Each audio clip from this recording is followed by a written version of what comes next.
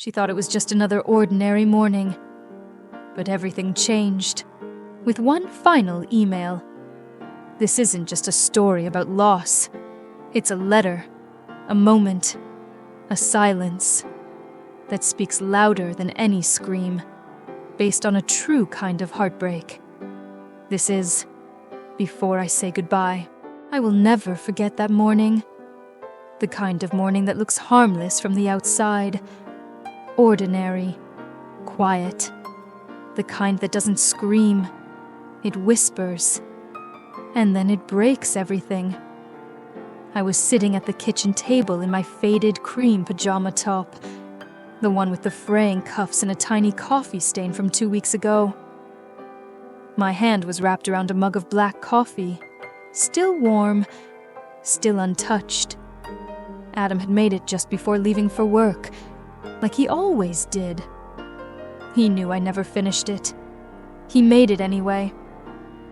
There was a stillness in the house, that strange hush that only exists when someone just left.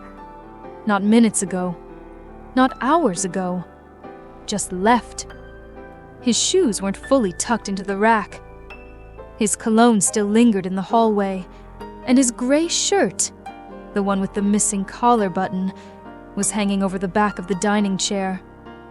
That damn shirt. It drove me crazy. I'd asked him at least 5 times to sew that button back on, or to let me do it. But he always brushed it off with that crooked smile and said, "If I fix it, it won't smell like you anymore." That morning, the shirt was still there, the button still missing, and Adam was gone. The phone rang at 8:17 a.m. It was one of those old-fashioned rings, sharp, jarring, like it knew something was wrong before I did. I picked it up on the second ring, annoyed at the noise. "Is this Mrs. Harper?" The voice was male. Calm. Too calm. "Yes. There's been an accident. I don't remember everything after that. I think I dropped the phone. Or maybe it slipped from my hand. All I remember is the sound. Not from the call, but inside me. A crack, like glass splintering, slow and deliberate. They said his car was hit by a truck on the freeway. A pileup. 6 vehicles. He died on impact. They always say that, don't they? Died on impact. As if those 3 words make it easier. As if they erase the violence, the chaos, the absolute finality of it all. I didn't cry. Not right away. I sat there for, I don't know how long, staring at that gray shirt. The one that should have been on his back, not over the chair. The one that smelled like him. Still does. I remember reaching for it with shaking fingers, holding it against my face. I breathed in like it could keep him alive, like it could reverse time, like it could mean this was all a mistake. But it wasn't. Outside, the world kept turning. A neighbor watered her plants. A delivery van drove by. A bird chirped too loudly on the windowsill. Inside, the silence grew teeth. The coroner said he died instantly. No pain, no suffering, just gone. But that doesn't tell you what it's like when the front door never opens again. What it's like to pour 2 cups of coffee out of habit, and then stare at the second one until it goes cold. What it's like to sleep on one side of the bed and never touch the other. Not because you don't want to, because you can't. That was the last morning I made coffee and waited. The last time I heard his footsteps in the hallway. The last time I believed that ordinary days couldn't end in extraordinary loss. Later that day, I found his toothbrush still wet. I didn't call anyone back. I didn't answer the 2nd or 3rd time the hospital rang. I sat in the same chair, holding that damn shirt like it was a lifeline. Like if I gripped it hard enough, he'd walk through the door and roll his eyes at me for being dramatic. The hours passed like fog, slow, colorless, shapeless. I moved only when my leg cramped. Even then, it felt like I was watching someone else shift in that chair. Someone who looked like me but was quieter, older, hollowed out. Grief doesn't shout at you. It doesn't slam into your chest like a car crash. Not at first. It seeps. It creeps through the cracks, curling into your lungs, your gut, your thoughts. You only realize you're drowning when it's already inside you, pulling you under with things left unsaid. The house was too quiet. Adam had a way of filling every room, even in silence. He was the hum beneath everything. Footsteps on old wood, the faint tap of his toothbrush against the sink, his off-key humming when he watered the plants. It wasn't until he was gone that I noticed how much space his presence took up. I wandered into the bedroom sometime in the afternoon. The bed was still unmade from the morning rush. His pillow looked lived in. His watch lay crooked on the nightstand, still ticking. That simple sound, so steady, so indifferent, made my chest cave in. I slid into his side of the bed.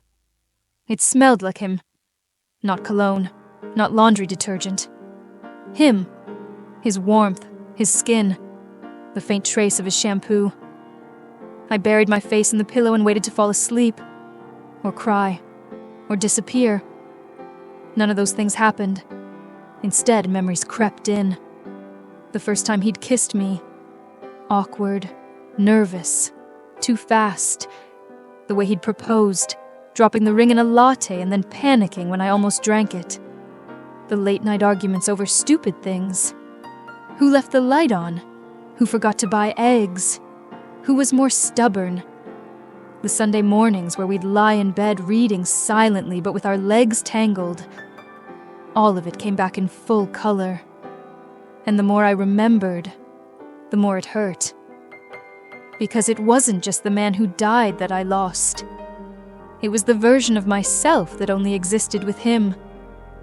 The woman who laughed at his bad jokes, who knew how he liked his eggs, who argued over which show to binge next. I wasn't just grieving him. I was grieving us. Later, I made my way to the living room. The television blinked with a paused screen from the show we'd started last night. It was a documentary about space. He loved those. "The stars are just dead light," he'd said, tossing popcorn in his mouth. "We're watching ghosts." I hadn't responded then. I wish I had. On the coffee table, his keys lay where he always dropped them. Wallet, too.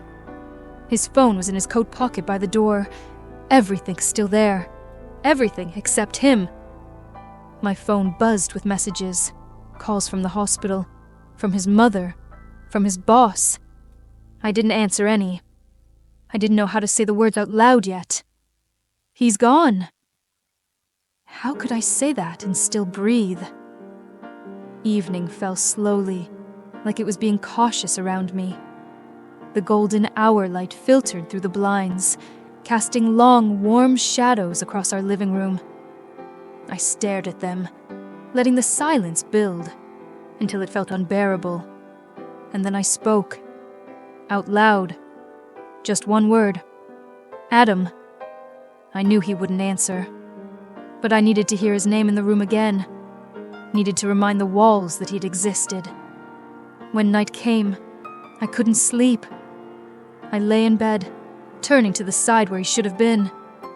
My hand reached out by instinct. Empty. Cold.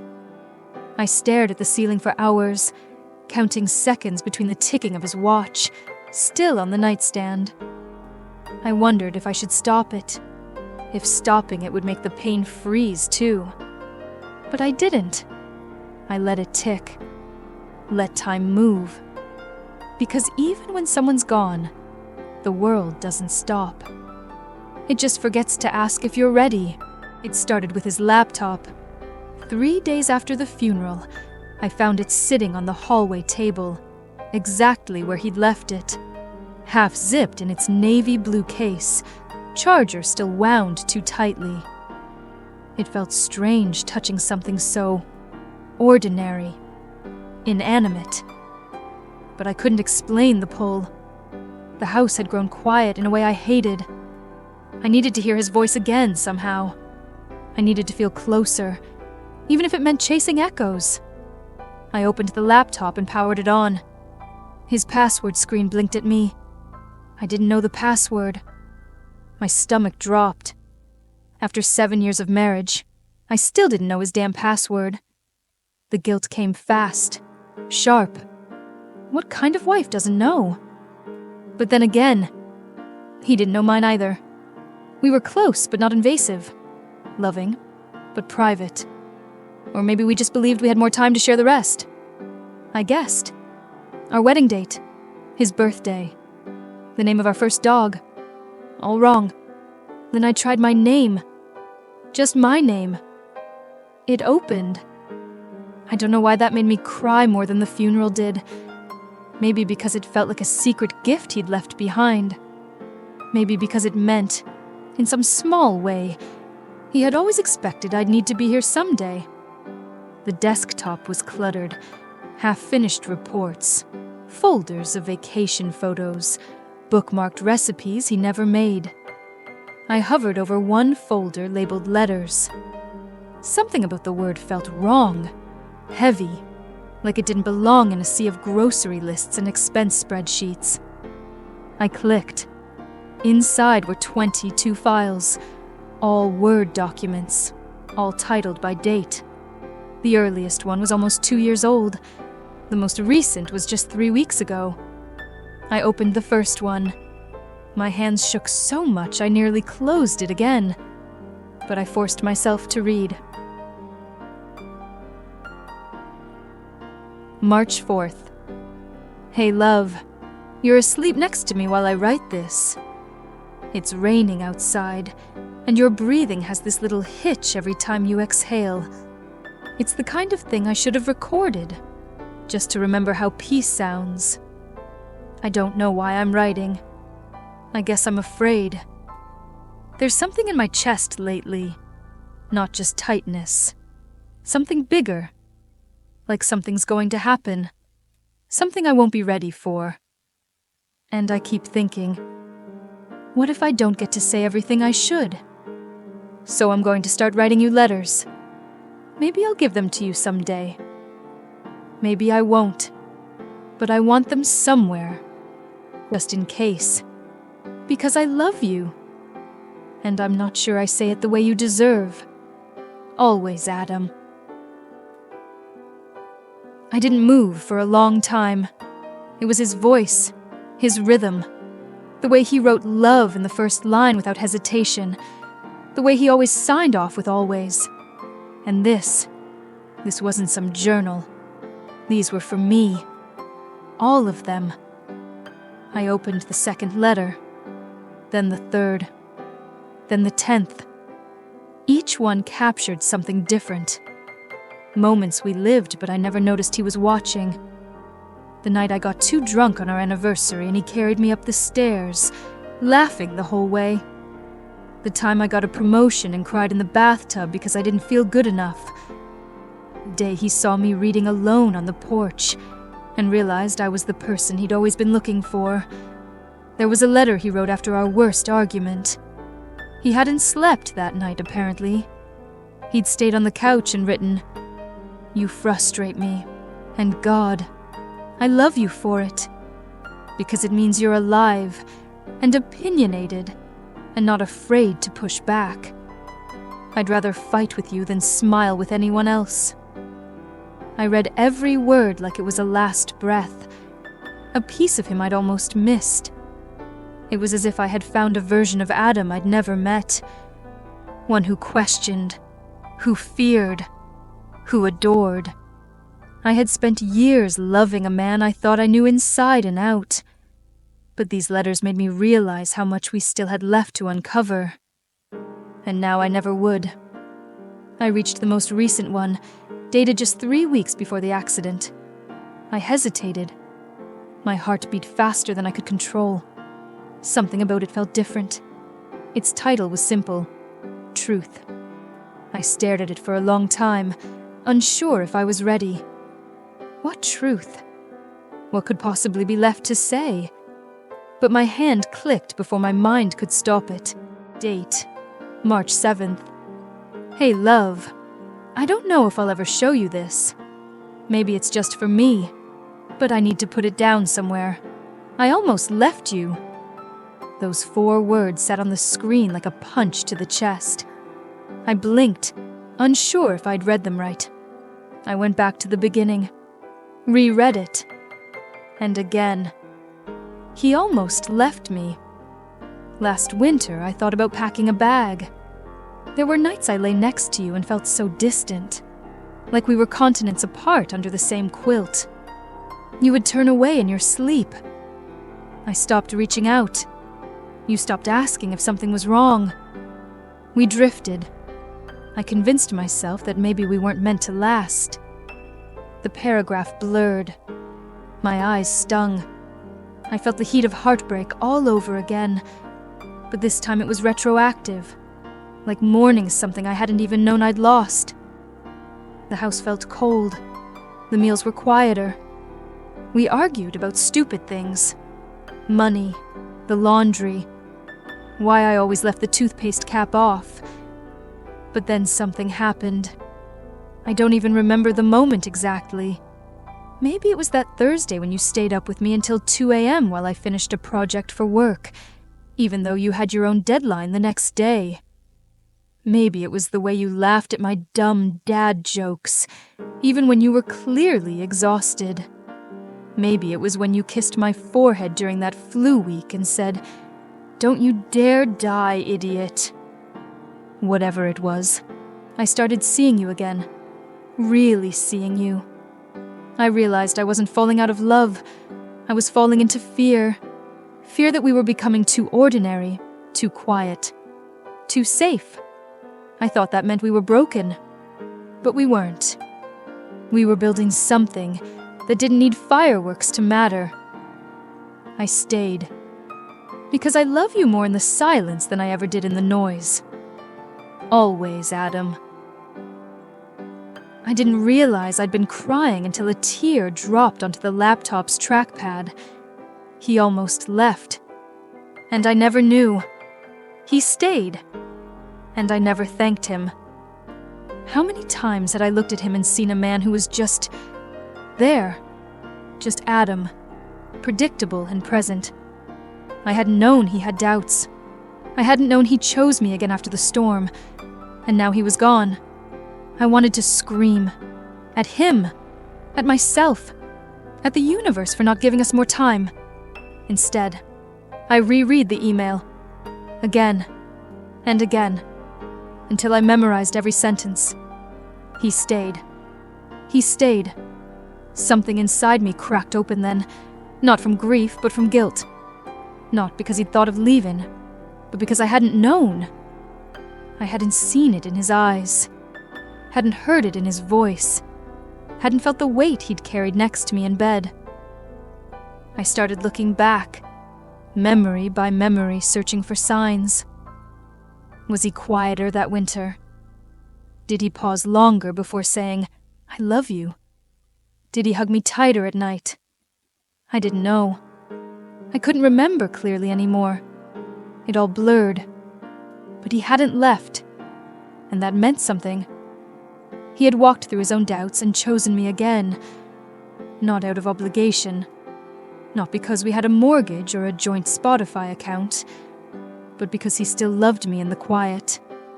And I had taken that for granted. I closed the email slowly. My chest ached like I'd run miles. Not from loss alone, but from realization. The kind of pain that comes when you see something too late to change it. There were still more letters in the folder. I knew that. But I didn't open them. Not yet. I couldn't. I closed the laptop and rested my head on the table. The kitchen smelled faintly of him. Of coffee. Of cinnamon. Because he always overused it when he baked. Of the citrus soap he liked but pretended not to. I stayed there. Still and small, in the middle of the life we built. The life he chose. Again and again. Even when it was hard. Even when it was quiet. I almost didn't open it. The file was titled simply, Truth. No date, no subject line, no hint as to what it might contain. Just a single word, sitting there like it had been waiting for me to notice it. But something about it unnerved me.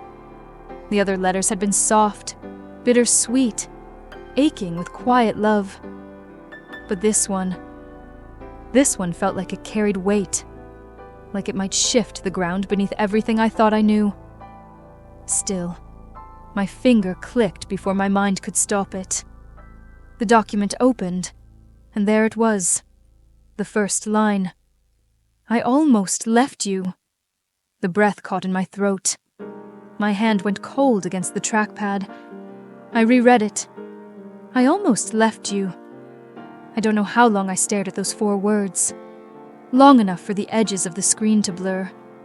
Long enough to feel like the air had thickened around me. Then I kept reading. Love, I don't know if I'll ever show you this. Maybe I won't. But I need to put it somewhere, even if it's just for the sake of honesty. My honesty. To myself. To you. Even if you never read it. I almost left you. Last winter, everything felt off. Like we'd taken a wrong turn somewhere and never realized it. I'd lie in bed next to you and there'd be this space, this invisible wall I couldn't get through. You were there, but you weren't. And I know I was the same. We stopped talking like we used to. We went from how was your day to did you pay the bill to don't forget to take the trash out. I told myself it was normal, that this is what happens when people settle. But a part of me panicked. I didn't want to be roommates. I didn't want the only thing binding us to be habit. So I thought about leaving. I actually packed a bag. Once. Just to see if I could. But I didn't leave the house. I stood in the doorway with my coat on, suitcase in hand, and I looked at your coffee mug on the counter, the one with the chipped handle you refused to throw away. And something in me cracked open. I paused there, hand trembling, heart in my throat. I tried to imagine it. Adam, standing at the front door, his hand on the knob, a suitcase at his feet. Me, asleep in the bedroom, completely unaware that the man I loved was standing at the edge of us. I couldn't breathe.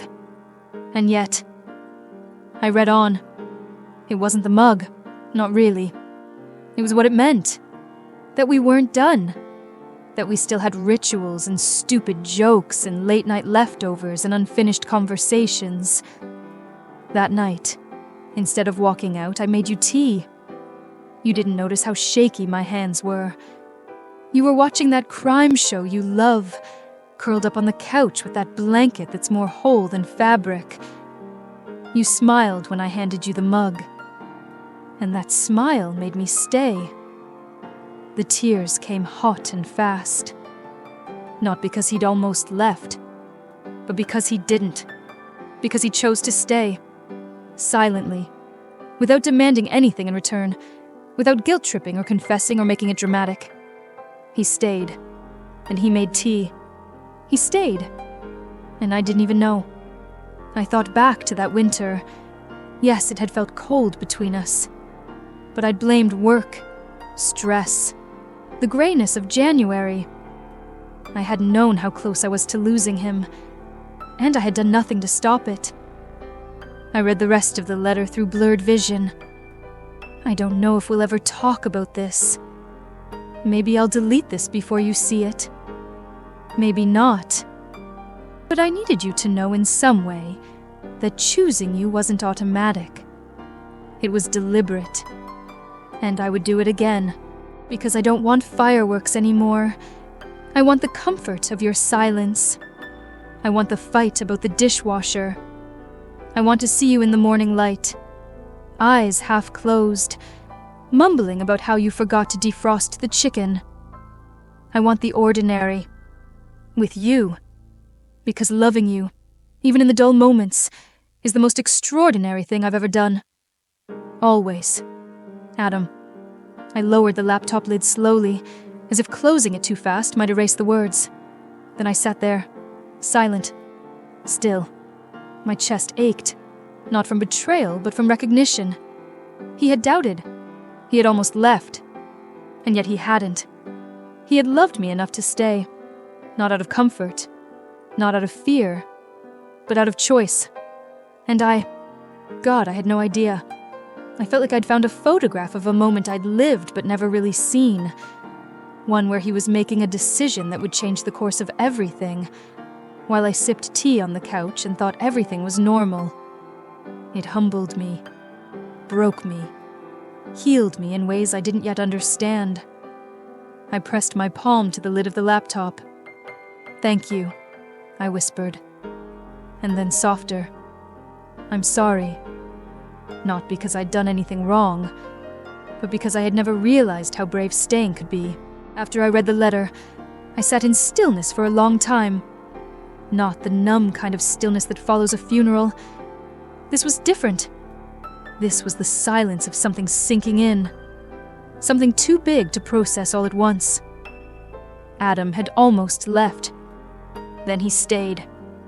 And I had no idea. I wanted to ask him 1,000 things. When did you pack the suitcase? What made you pour the tea instead of walk out that door? Why didn't you tell me later once we were okay again? But the answers weren't coming. Only the weight of the knowing remained. So I did the only thing I could. I kept going. It was late afternoon when I found the second layer of truth. I had gone into our closet, mostly to distract myself. I wasn't ready to open more letters, but I needed movement, action, something tangible to focus on. Something other than my chest tightening every time I thought about the words. I almost left you. While pulling down an old box of winter scarves, my elbow bumped a panel on the left side of the closet. It shifted slightly.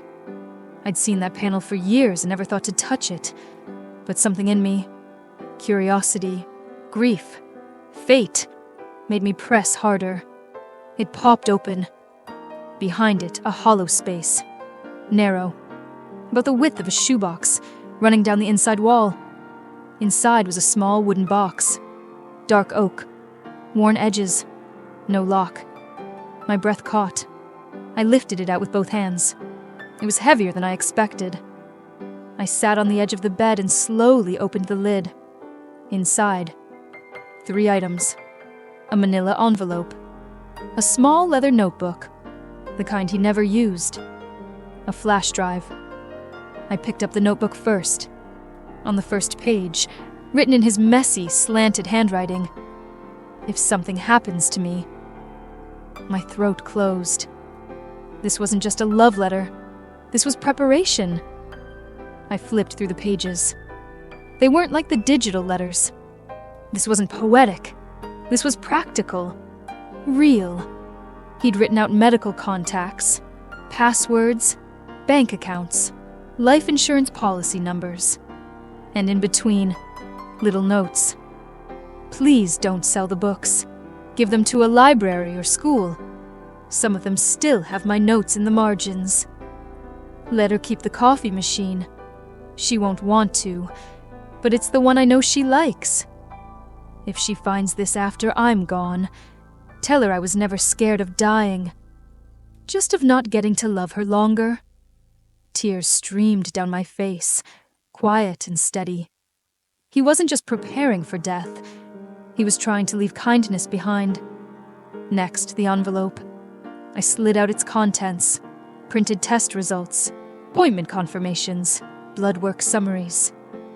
From months ago, the diagnosis wasn't confirmed, but the suspicions were strong. Suspected lymphoma, referred for further imaging, follow-ups noted, appointments missed, rescheduled, and the most recent, a consultation with oncology, scheduled for 4 days before the accident. I let out a shaky breath. He knew. He knew something was wrong. But he hadn't told me. Because he didn't want me to worry. because he didn't want me to live with that fear, or because he hadn't accepted it yet himself. I turned the flash drive over in my hand. Black, unlabeled. I plugged it into his laptop. A single folder opened. For her. Inside, video files. 10 of them, all dated across the last 3 months of his life. I clicked on the first. The screen lit up with Adam's face. Close up, unshaven, tired-eyed, but smiling. "Hey," he said. "If you're watching this, I guess something happened." I slammed the laptop shut. Not out of anger, but because I couldn't bear to hear his voice that way. Past tense, pre-recorded, knowing it was goodbye. Not yet. I would watch them. I knew I would. But not yet. Not until I was ready to hear him say it out loud. I placed everything back in the box, folded the notebook shut, and held it against my chest. This wasn't the kind of truth that shattered. This was the kind that softened everything it touched. Adam had faced something terrifying alone, and instead of collapsing inward, he spent his time preparing the world he loved for life without him. Me. He had left maps behind in case I got lost, and I was lost. But now I had something to follow.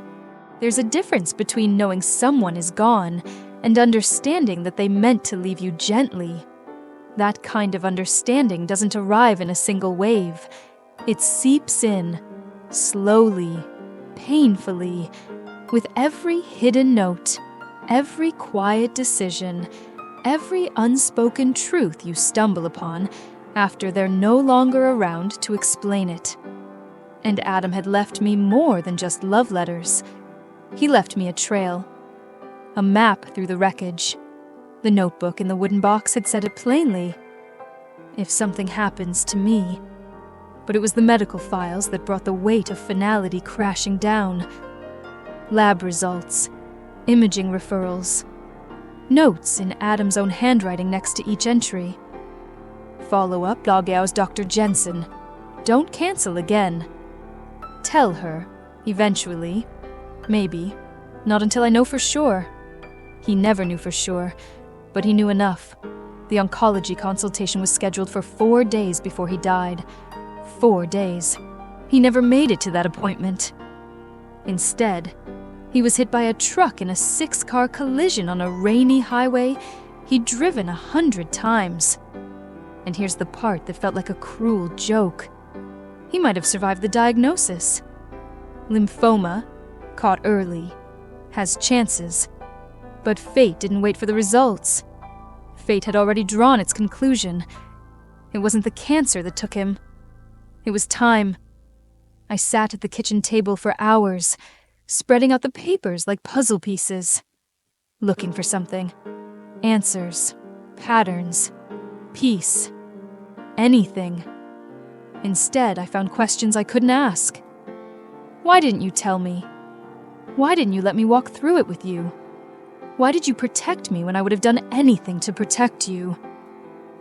I imagined the days he came home from those appointments, the weight he must have carried in silence, the moments he must have looked at me and thought, she has no idea. And I didn't.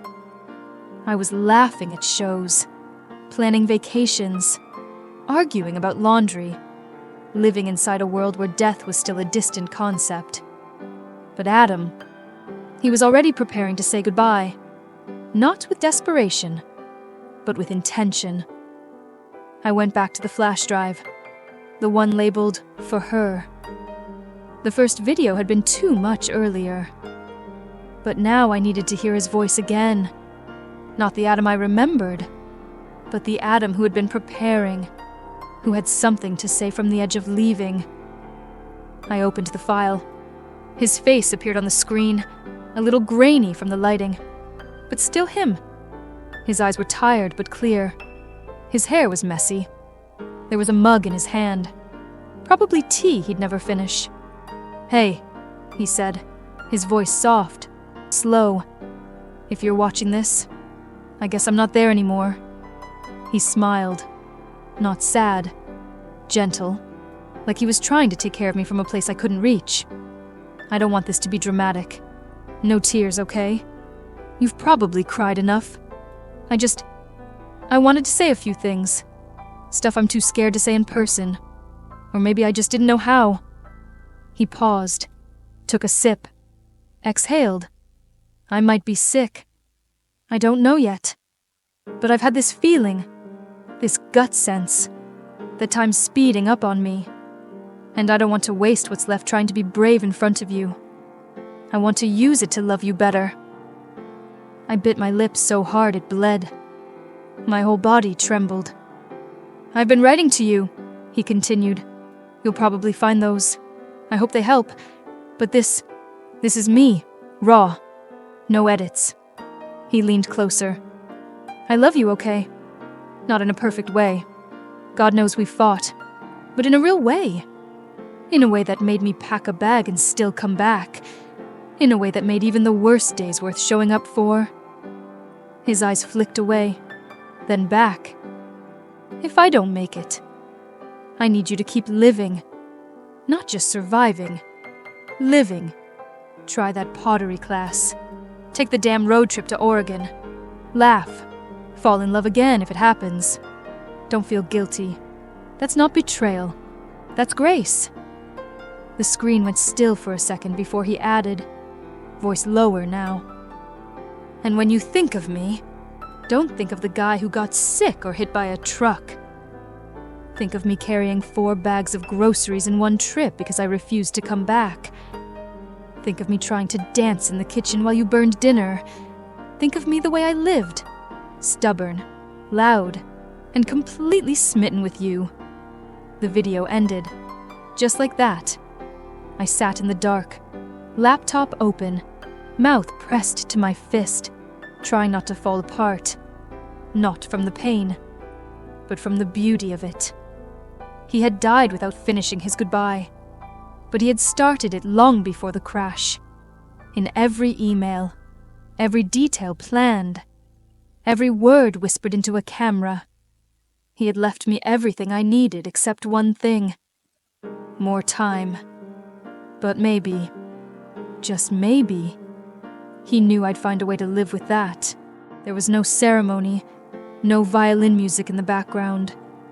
Just a quiet evening, a blank document, and me, sitting at the same table where Adam used to drink his coffee and tease me for using too much sugar.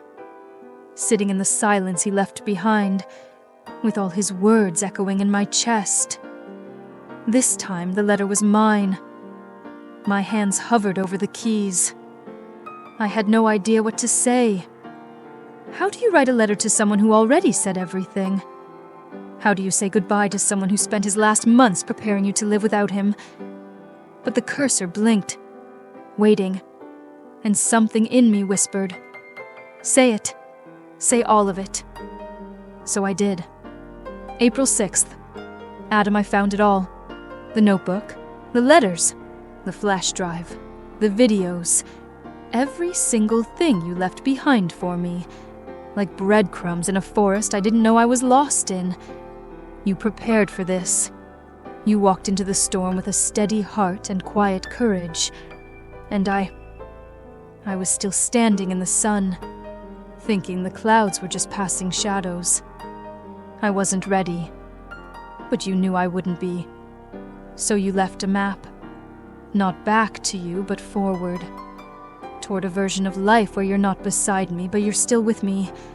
I've read every letter, listened to your voice. I laughed when you told me to go to Oregon and finally eat that lobster roll I always talk about. I cried when you said loving me was the most extraordinary thing you ever did.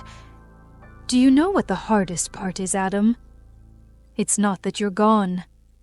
It's that you left so well. You didn't vanish. You folded yourself into every corner of my life before you left. You poured love into places I didn't know were empty. You held my future like it mattered more than your fear. And now, I have to do the same. For you. For me. I paused there. I looked at the photo on the wall. One we'd taken 3 years ago, on a road trip where nothing went right. It had rained for 3 days straight.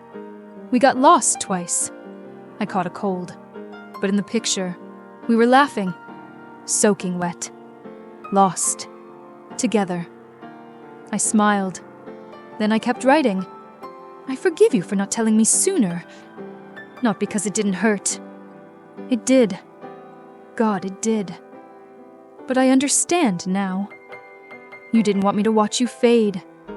You wanted me to remember you alive, in full color, with coffee breath and terrible jokes, and eyes that always knew what I was thinking before I said it. I will carry that version of you, not the one in the hospital notes, not the one in the files you left behind, but the one who danced with me barefoot in the kitchen, the one who said, "I'm sorry," even when he wasn't wrong, the one who almost left but didn't. You chose me, Adam, again and again. Now it's my turn to choose. I choose to live. I choose to laugh even when it feels wrong. To go outside even when the world feels too big. To write this letter, even though it breaks me. To let go, not because I stopped loving you, but because I finally understood how deeply you loved me. I didn't write goodbye. I couldn't. Instead, I printed the letter, folded it once, carefully, like something sacred. That night, I went out to the garden where Adam planted lemon balm, his optimism herb. I dug a small hole, pressed the letter into the earth, and whispered, "You can rest now. I'll carry it from here." The next morning, I woke up before the alarm. No dream, no tears, just light creeping across the ceiling. Slow and golden. For the first time in weeks, I didn't wake with that sharp ache in my chest. The one that used to remind me, before my mind even did, that Adam was gone. The ache wasn't gone, but it had softened, like a bruise that no longer throbbed, just pulsed with memory. I sat up in bed and looked at the empty space beside me, and instead of grief, I felt gratitude. Not for the loss, never that, but for the love, for the time, for the pieces he left behind that I could still hold on to, even if he no longer could. I made coffee. Just 1 cup. I stood at the counter and watched it brew. Slow, steady, ordinary. And when I took the first sip, I realized I didn't hate it black anymore. Maybe my taste had changed. Maybe everything had. Later that day, I pulled out the list Adam had left in his notebook. It wasn't a bucket list. It wasn't grand or poetic. Just a page titled, "Things She Should Still Do." Underneath, in his familiar chicken scratch handwriting, "Take the pottery class. Read that book she keeps putting off. See the ocean again. Write. Anything. Just write. Buy new sneakers. Those old ones are embarrassing. Don't be afraid to start over. Fall in love again if it happens. But only if he's kind." I smiled through the sting in my eyes. The last line hit the hardest. Not because I was ready to love again, but because he'd given me permission. Not in guilt. In grace. Adam had always known me better than I knew myself. Even in the end, he was still guiding me forward. That afternoon, I drove to the lake where we used to sit during summers. I brought no flowers, no ceremony, just a journal and a pen. I sat on our bench, the one with initials carved into it by other lovers. Some probably long broken up, but it didn't matter. Every love leaves something behind. I opened the journal, wrote 1 sentence. Today I remembered him without crying. Then I closed it and let the silence speak. The wind danced across the water, rippling the surface. Somewhere in that sound I heard him. Not his voice, not actual words, just the feeling of him. Still here, but not holding me back. That night, I stood at the window and whispered into the dark, "Goodbye, Adam." Not to erase him, but to release him. And in doing so, to begin again. A week later, I stood at the entrance of the community center, holding a brand new notebook and a pen that Adam would have teased me for. Gold, shiny, completely impractical. I signed up for the writing workshop listed on the flyer he'd tucked into our fridge months ago. Back then, I'd rolled my eyes and said, maybe one day. Now, one day had come. The class wasn't anything special. 10 strangers sitting in a circle. A woman in a loose cardigan who said words like free expression and safe space. The chairs creaked. The coffee was terrible, but it felt right. Like cracking open a window after a storm. The first prompt was simple.